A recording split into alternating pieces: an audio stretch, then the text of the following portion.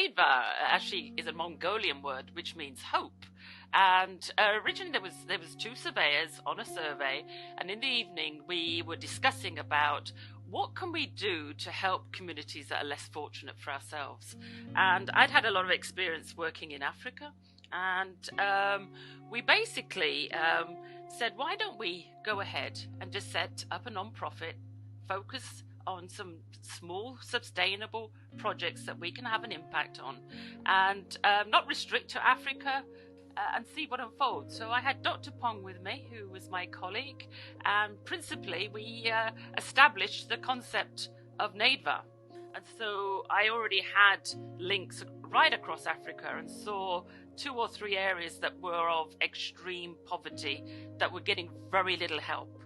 And during a pretty quick time, the 2 of us were talking to other surveyors, and there was a lot of interest. I think everybody's busy people, but if we can just do one little element collectively, we could actually make quite a big difference.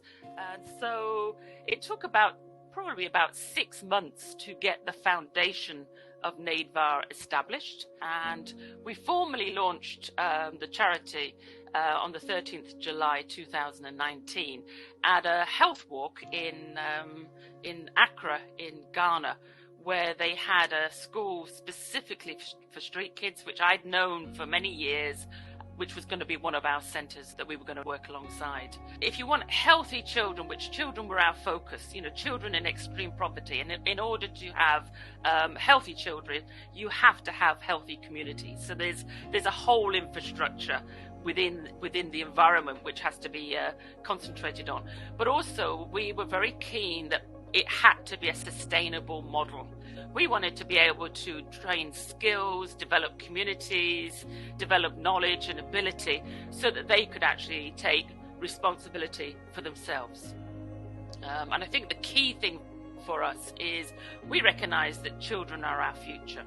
So if you don't invest in the children now, particularly those who are in poverty, the communities are going to be problems in the future.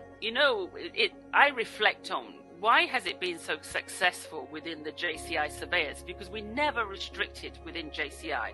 It was just 2 like-minded people sat together with an idea and anybody could join. But the energy has always come from JCI.